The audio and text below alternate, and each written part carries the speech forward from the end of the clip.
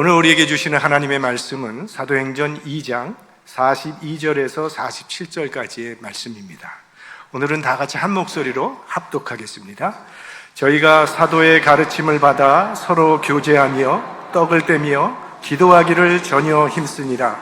사람마다 두려워하는데 사도들로 인하여 기사와 표적이 많이 나타나니 믿는 사람이 다 함께 있어 모든 물건을 서로 통용하고 또 재산과 소유를 팔아 각 사람의 필요를 따라 나눠주고 날마다 마음을 같이하여 성전에 모이기를 힘쓰고 집에서 떡을 떼며 기쁨과 순전한 마음으로 음식을 먹고 하나님을 찬미하며 또 온 백성에게 칭송을 받으니 주께서 구원받는 사람을 날마다 더하게 하시니라. 아멘. 오순절 성령 강림 사건을 통해서 나타난 새로운 결과가 있습니다. 교회의 탄생입니다. 오늘 본문은 기독교 역사에 최초로 세워진 초대 예루살렘 교회의 신앙생활을 우리에게 보여주고 있습니다. 우리가 초대교회로 돌아가자는 말들을 하는데 그것은 초대교회가 교회의 원형이기 때문입니다. 그래서 초대교회의 모습을 살펴보면 오늘 우리 교회가 어떤 교회가 되어야 할 것인가에 대한 해답이 나옵니다. 자, 오늘 본문에 초대 예루살렘 교회의 신앙생활이 비교적 상세하게 기록되어 있습니다. 저희가 사도의 가르침을 받아 서로 교제하며 떡을 떼며 기도하기를 전혀 힘쓰니라. 전혀 힘쓰니라 했는데 이 말은 사도들의 가르침을 받기를 전혀 힘썼고 서로 교제하기를 전혀 힘썼고 기도하기를 전혀 힘썼다는 그런 말입니다. 자, 먼저 이 초대교회 성도들은 사도들의 가르침을 받기를 힘썼습니다. 그러니까 말씀을 배우는 일에 힘썼다는 말입니다. 지금 초대교회는 사도 베드로의 설교로 인해서 3,000명이 새로 예수를 믿게 됐습니다. 예수 믿은 사람들이 가장 먼저 해야 할 일은 말씀을 배우는 일입니다. 성경은 우리가 하나님의 말씀이라고 부릅니다. 하나님께서 말씀을 통해서 자기를 나타나셨고 계시하셨기 때문입니다. 하나님은 말씀이 육신이 되어 세상에 오셨고 말씀을 통해서 자신의 뜻을 우리에게 알려주고 계시고 이 말씀대로 역사를 주관하고 계십니다. 그래서 그리스도인이 되었다고 하는 것은 말씀의 사람이 되었다는 그런 의미가 있습니다. 사도 베드로는 너희가 거듭난 것이 썩어질 씨로 된 것이 아니요 썩지 아니할 씨로 된 것이니 하나님의 살아있고 항상 있는 말씀으로 되었느니라. 하나님의 말씀은 살아있는 말씀이라고 말을 합니다. 하나님도 살아계시고 그리스도도 살아계시고 성령도 살아계신 것처럼 성경도 살아있습니다. 성경은 지나간 과거의 기록이 아니라 지금도 우리에게 말씀하고 계시는 살아있는 말씀입니다. 4,000년 아브라함의 이야기를 통해서 우리에게 오늘도 말씀하고 계신 것입니다. 살아있는 말씀이니까 오늘도 우리에게 말씀하시고 계신 것입니다. 여러분, 오뚜기를 기억하실 겁니다. 예전에 그 오뚜기 쓰러뜨리면 다시 일어납니다. 아무리 쓰러뜨려도 다시 일어나곤 해요. 그 무게중심에 무거운 쇠가 자리를 잡고 있기 때문입니다. 삶의 중심에 이 하나님의 말씀이 자리 잡고 있는 사람은 시련과 역경을 당해도 쓰러지지 않습니다. 잠시 쓰러지더라도 이 하나님의 말씀을 붙잡고 다시 일어날 힘을 얻습니다. 여러분은 하나님의 말씀을 얼마나 체계적으로 배워서 알고 계십니까? 이단이 도전을 해올 때 막아내고 대응할 수 있는 말씀의 훈련이 되어 있습니까? 한 영혼을 예수 그리스도에게로 인도할 수 있는 필요한 그 말씀의 훈련이 되어 있습니까? 전에 교회에서 이제 피택 장로님, 권사님 또 안수 집사님을 위해서 성경 시험을 좀 보게 했습니다. 근데 성경 시험은 좀 쉽게 내기 위해서 제가 거기에 성경은 총 몇 권으로 되어 있습니까? 다 맞히라고 그런 문제를 냈더니 한 분이 세상에 이렇게 쉬운 문제가 있느냐고 성경은 한 권 딱 썼어요. 끝나고 성경은 66권이라고 했더니 놀라면서 다른 책은 어디서 구해야 되느냐고 그렇게 물었던 기억이 납니다. 종종 교회 다니다가 그만두시는 분들이 있습니다. 이유는 천차만별입니다. 새 차를 뽑아서 교회에 왔는데 누가 그걸 긁었다고 그만두는 사람도 있고요. 인사 안 한다고 안 오는 사람, 목사가 설교할 때 자기의 마음을 불편하게 했다고 안 나오는 사람도 있고, 자격 없는 저런 사람이 이 교회 직분자로 있느냐고 안 나오는 사람도 있습니다. 그런데 가장 안 흔들리고 변함이 없는 사람은 말씀 위에 서 있는 교인입니다. 이 초대교회 성도들은요, 사도들로부터 가르침을 받았습니다. 사도들이 어떤 사람들입니까? 갈릴리 어부가 대부분입니다. 학문을 익히지 않은 사람들이에요. 그런 사람들이 무엇을 가르칠 수 있었겠습니까?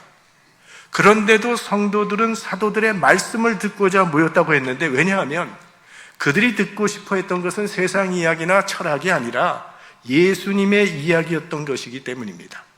그들은 예수님을 알고 싶었고 예수님의 말씀을 알고 싶었기 때문에 사도들 앞에 나와서 예수님을 배우고 성경을 배웠던 것입니다.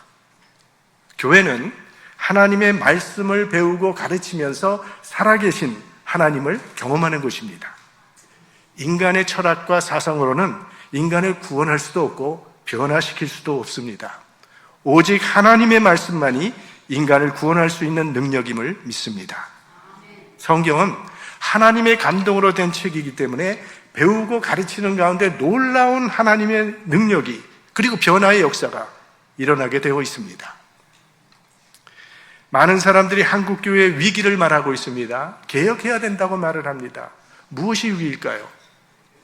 윤리적인 타락도 문제가 되고 기복신앙도 문제고 물질주의 신앙도 문제입니다. 그런데 가장 큰 위기는 말씀의 위기라고 말을 합니다. 교회가 말씀을 잃어버렸다는 겁니다. 단순하고 순수한 복음이 현대인들에게 먹히지 않을 것이라는 불신이 팽배하다는 거죠. 그래서 복음을 포장하는 겁니다. 심리학으로 복음을 포장하고, 사회학으로 복음을 포장하고, 쇼 비즈니스로 복음을 포장을 합니다. 복음을 부끄러워하는 것이죠.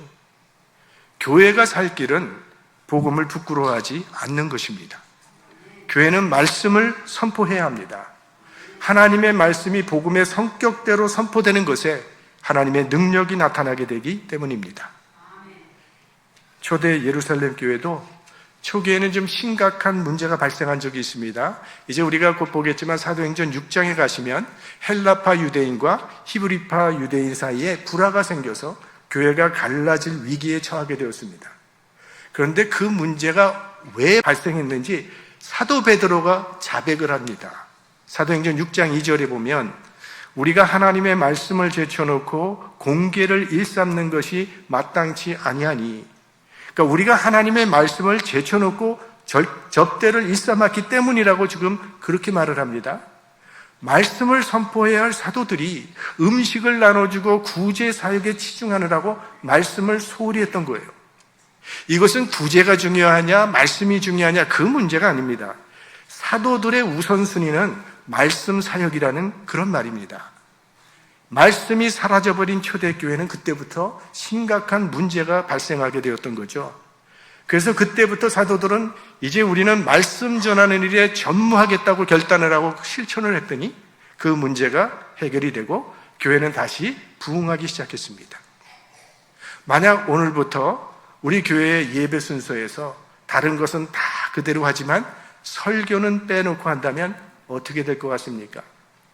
기도도 있고 찬송도 있고 헌금도 하고 끝나면 친교도 하고 봉사도 열심히 하는데 계속 말씀이 없다면 교회의 장래가 어떻게 될 것 같습니까?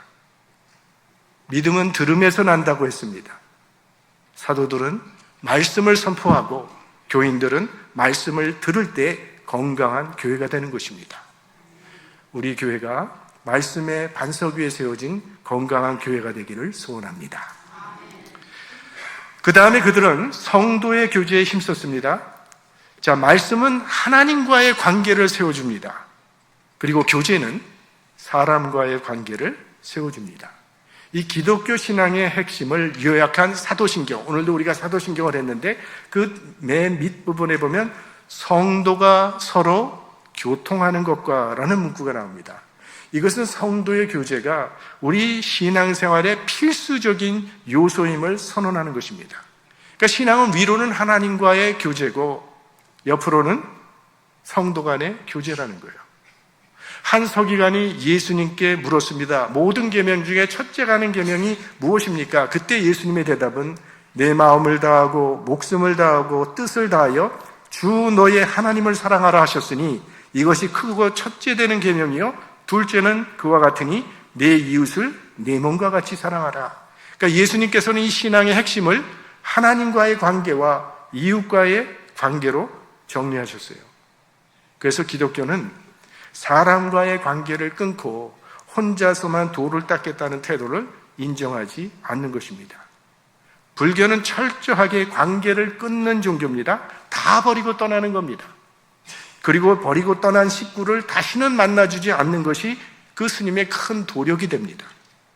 그러나 기독교는 그렇지 않습니다. 가정도, 직장도, 형제도 버리지 않습니다. 오히려 이 신앙의 힘으로 가정을 회복해 나가고 이웃과의 깨어진 관계를 바로잡아가는 것이 기독교입니다. 우리 신앙생활을 혼자 할 수도 있을 텐데 왜 하나님께서는 우리에게 이 교회라고 하는 신앙 공동체를 주시고 그 안에서 신앙생활을 하게 하셨을까요?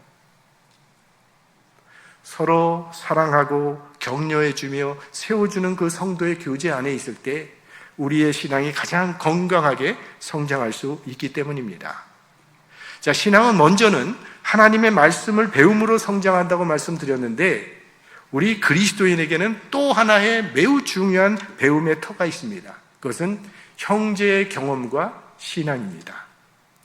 형제의 간증을 들을 때 나도 그 형제와 더불어 살아계신 하나님을 체험하게 된다는 거죠. 형제가 고난 속에 만난 그 하나님께서 어떻게 형제의 기도에 응답해 주셨는지, 하나님께서 어떻게 형제의 삶 속에 역사해 주셨는지를 들을 때 내 신앙도 더불어서 함께 성장하게 된다는 것입니다. 하나님이 정말 내 기도에 응답해 주신지 확신이 없었는데 기도 응답을 받은 그 형제의 간증을 통해서 내 신앙이 든든하게 세워진다는 것이죠. 그래서 신앙생활은 형제들과 함께 이렇게 할 때 성령의 역사가 더 뜨거운 것입니다. 그러한 교제의 중요성을 알았기 때문에 초대교회는 이 공예배와 구역 모임을 병행했던 것입니다. 오늘 46절 말씀을 보시면 날마다 마음을 같이하여 성전에 모이기를 힘쓰고 집에서 떡을 떼며 기쁨과 순전한 마음으로 음식을 먹고 이렇게 되어 있습니다. 여기 보면 성전에 모이기를 힘썼다. 이거는 우리처럼 이 전교인이 이렇게 함께 모여서 드리는 공예배를 말합니다. 주일 공예배 같은 것.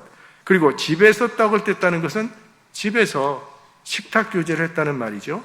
요즘 말로 얘기하면 구역 모임을 했다는 그런 뜻일 겁니다. 이런 공예배를 통해서는 사실은 깊이 있는 성도의 교제가 이루어지기는 어렵습니다. 지금 우리가 주일 공예배를 드리고 있는데 우리가 옆 사람과 인사도 했습니다. 잘 오셨습니다. 반갑습니다. 하지만 그것을 성도의 교제라고 말하기는 부족합니다. 성도의 교제는 우리 마음이 나눠지고 삶이 나눠져야 되는데 그러한 나눔은 구역이나 선교회 같은 소그룹이어야만 이루어지게 되죠. 그래서 초대교회에서는 공예배와 구역 모임을 병행했던 것입니다. 자, 그렇게 구역으로 집에서 떡을 떼었다고 했는데 대개 우리도 구역 모임을 하면 떡을 함께 뗍니다. 그런데 이 초대교인들에게 떡을 뗀다는 것은 그냥 음식을 먹었다는 것 이상의 뜻이 있습니다. 이 초대교인들의 식탁은요, 성찬의 의미가 있었던 겁니다. 지금 우리들은 성찬식을 할 때 특별한 날을 정해놓고 성찬식을 합니다. 우리 교회 같으면 종료주일이나 성금요일, 그리고 창립기념주일, 뭐 이런 식으로 또 신년주일 성찬식을 하게 되는데 초대교회 때는 따로 날을 정해놓고 성찬식을 하지 아니하고 그저 함께 식사를 할 때마다 그 식사가 성찬식의 의미를 가졌던 거예요. 원래 예수님도 성찬식 따로 준비한 거 아닙니다. 6월절 만찬을 두시는 가운데 떡을 주면서 이것은 내 몸이라, 그리고 잔을 주시면서 이것은 죄사함을 위하여 흘리는 내 피니 받아 먹으라 하셨던 거예요. 저녁 식사를 그냥 하시면서 그 저녁 식탁에 놓여있던 떡을 들어서 내 몸이라고 하셨고 잔을 들어서 내 피라고 말씀하셨던 것입니다. 자, 그렇게 예수님께서 마가의 다락방에서 12제자들과 함께 최후의 만찬을 나눈 것이 50일 전입니다.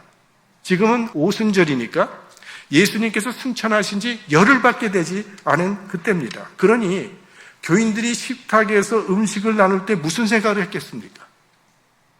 이것은 내 몸이라, 이것은 내 피라는 주님의 말씀이 떠올랐을 겁니다.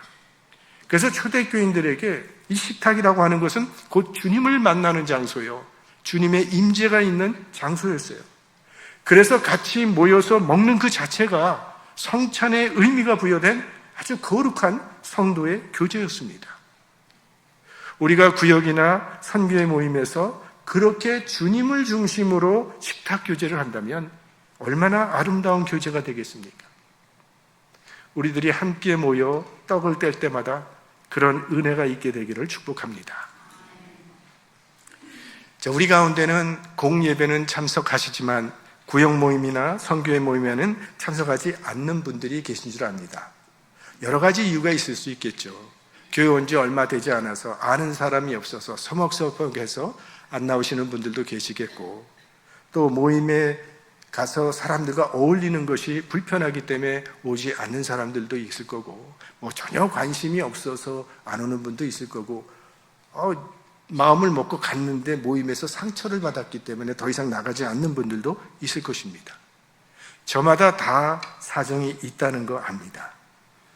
그럼에도 불구하고 다시 한번 이 구역 모임과 선교회 모임에 참여를 권유하는 이유는 그런 모임 안에서 우리 삶이 나눠지고 마음이 나눠지고 서로 사랑하고 격려할 때 우리 신앙생활도 더 행복해질 수 있고 형제와 더불어서 건강한 그리스도인으로 성장할 수 있기 때문입니다. 이 초대교인들은요, 그렇게 아름다운 성도의 교제가 이루어지기 위해서 오늘 본문을 보면 마음을 같이 했다고 말을 하고 있어요. 참 귀한 일입니다. 마음을 같이 했다는 것. 여러분, 초대교인들 지금 3,000명이 있는데 우리들처럼 저마다 개성이 있고 취향이 있고 자존심도 있습니다. 저마다 바라는 것이 다르고 생각하는 것이 다르고 의견도 다를 것입니다. 교회는 위에서 막 통제하는 사람이 있는 것도 아니고 무엇이든지 할 수 있는 자유가 있는 것이기 때문에 누구든지 자기 주장을 내세울 수 있는 것입니다. 이것이 교회의 어려움이기도 하죠. 그런데 어떻게 3,000명이 넘는 초대교인들은 마음을 같이 할 수 있었을까요? 이 3,000명 한 사람 한 사람이 저마다 마음을 같이 하기 위해서 노력했기 때문입니다. 절대로 성령이 충만해서 저절로 이루어진 게 아닙니다. 마음을 같이 하기 위해서 최선의 노력을 했다는 거예요. 교회는 십자가에서 죽으시고 부활하신 예수 그리스도의 몸이라고 믿었기 때문에 하나 되기 위해서 그들은 최선을 다했던 것입니다. 여러분, 우리 교회가 주님의 몸된 교회라고 믿는다면, 우리 교회가 예수 그리스도의 핏값으로 사신 교회라고 믿는다면 마음을 같이 하기 위해 최선을 다하시기 바랍니다. 마음을 같이 하기 위해서 내가 참아야 한다면 참으십시오. 양보해야 한다면 한 걸음 물러나서 양보도 하십시오. 마음을 같이 하기 위해서 내 입을 다물어야 된다면 다무십시오. 마음을 같이 하기 위해서 내가 말을 해야 된다면 말을 잘 하십시오. 용서해야 된다면 용서하시고 비난을 멈추십시오. 마음을 같이 하기 위해 할 수 있는 모든 일에 최선을 다하십시오. 그렇게 마음을 같이 하기 위해 각 사람마다 최선을 다할 때 우리 교회는 주님 안에서 하나 되는 아름다운 공동체가 이루어질 것입니다. 자, 초대교인들이 그들이 교제하는 모습이 오늘 본문에 소개되어 있습니다. 44절 말씀부터 보면 믿는 사람이 다 함께 있어 모든 물건을 서로 통용하고 또 재산과 소유를 팔아 각 사람의 필요를 따라 나눠주고. 초대교회의 모습은요, 정말 지상에 이루어진 천국의 그림자, 이 천국의 모습이 여기 나타나 있습니다. 사실 현실적으로 우리가 가장 하기 힘든 일이 자기 재산을 남과 나누는 일인데 이 사람들은 그런 경지에까지 도달해 있습니다. 형제의 어려움을 돕기 위해서 자기 것을 내려놓는 것이 이 초대교회 성도들의 신앙이었다는 거예요. 그들도 예수 믿기 전에는 돈이 사람보다 중요했을 것입니다. 돈 때문에 피를 나는 형제와도 우애가 깨지는 일도 있었을 겁니다. 그런데 예수 믿더니 이 사람들의 가치관이 변한 거예요. 이제는 돈으로 사람을 살리는 일을 하고 있습니다. 사람을 살리기 위해서 자기 땅, 자기 재산을 내려놓은 거예요. 예수님께서 말씀하시기를 내 보물이 있는 곳에 내 마음도 있다고 말씀하셨어요. 그러니까 마음이 있는 곳에는 물질도 따라간다는 거죠. 마음이 없는 곳에는 물질을 사용하지 않습니다. 내가 소중하게 생각하는 곳에 우리가 물질을 두죠. 우리가 자녀들을 소중하게 생각하니까 거기에 물질을 사용하는 것처럼 우리가 하나님을 소중하게 생각하면 하나님의 일을 위해 물질도 사용하게 되는 거죠. 이 초대교인들이 가치관의 변화가 일어나니까 이 물질이라는 것은 진짜 보물이 아니라는 것을 깨닫게 된 것입니다. 많은 사람들이 보물이 아닌 것을 보물인 줄 알고 살아가고 있습니다. 진짜 보물이 아닌 걸 위해 살아가는 인생은 불쌍한 인생입니다. 우리는 진짜 보물을 추구해야 합니다. 진짜 보물은요, 영원히 변치 않는 거죠.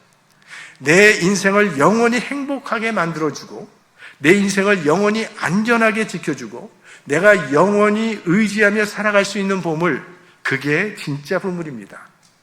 그런 보물은 하나밖에 없습니다. 오직 하나님 한 분뿐이십니다. 하나님이 내 인생의 가장 소중한 분이시고 하나님이 내가 영원히 믿고 의지할 분이 된 인생, 그런 인생이 복된 인생입니다. 우리 초대교인들처럼 하나님이 여러분의 인생에 가장 진정한 보물이 될 수 있기를 축복합니다. 자, 마지막으로 그들은 예배에 힘썼습니다. 오늘 본문에 초대교인들의 예배의 특징이 나타나 있는데 먼저는 성전에 모이기를 힘썼다고 했어요. 여기 힘쓰고라고 하는 단어를 사용한 것을 보면 그 당시도 모이는 것은 쉬운 일이 아니었음을 알 수 있습니다. 그러니까 그때나 지금이나 힘쓰지 않으면 모이기가 힘이 듭니다. 그러나 힘쓰지 않으면 되지 않는 것이 또 신앙생활입니다. 초대교인들이 우리보다 시간이 많아서 그렇게 열심히 모인 건 아닐 겁니다. 그들도 저마다 할 일들이 많았을 거예요. 그러나 그들은 모이기를 힘썼어요. 모이기를 게을리하는 신자가 어떻게 하나님의 일을 감당할 수 있겠습니까? 하나님 일을 하려면 일단은 모이기를 힘써야 합니다. 그 다음에 기도에 힘썼습니다. 우리가 지금 사도행전 1장과 2장을 살펴봤는데 이 초대교회 성도들이 모일 때마다 빠지지 않고 하는 일이 있습니다. 기도입니다. 그들은 기도로 시작해서 기도로 끝났어요. 아이가 어머니 뱃속에 잉태가 되면 그 아이의 생명은 어머니의 탯줄로 연결되어 있습니다. 혼자 독립적으로 아이는 존재할 수 없습니다. 아이의 생명은 전적으로 엄마에게 의존하는 것입니다. 기도는 하나님의 생명이 우리에게 흘러들어오는 탯줄과 같은 것입니다. 기도는 성도의 생명줄이라는 거예요. 그걸 알았기 때문에 초대교인들은 기도에 힘썼던 겁니다.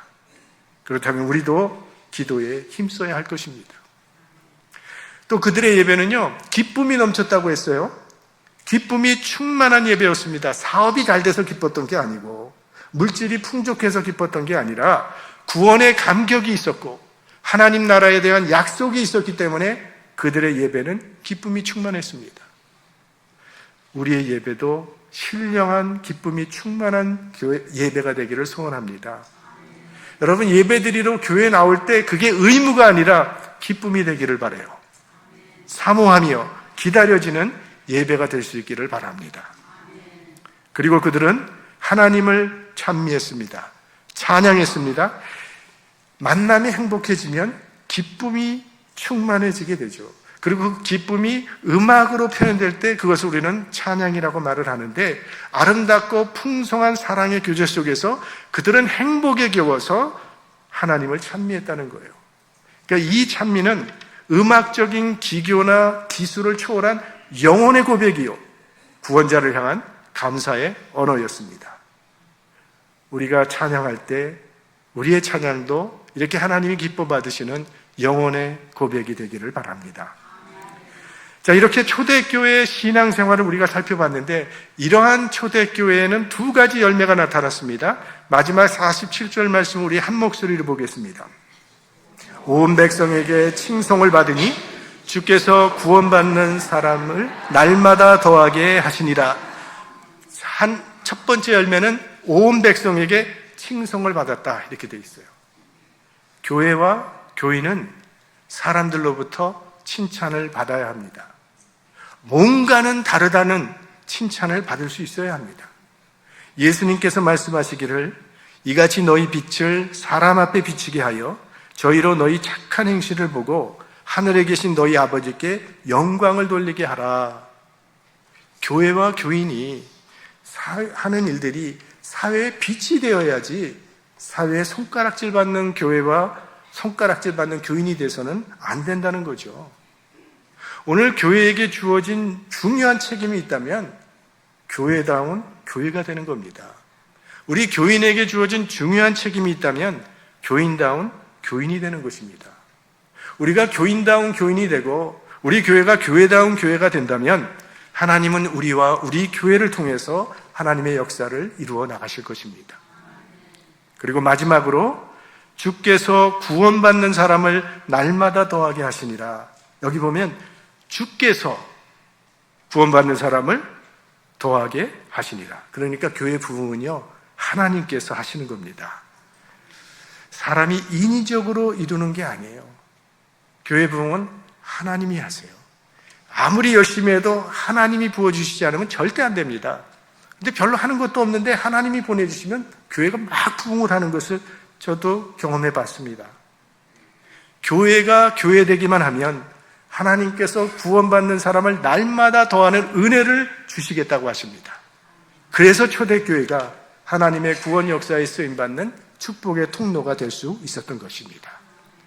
우리 함께 우리 교회를 초대교회 같은 교회로 같이 세워나갈 수 있기를 주님의 이름으로 축원합니다.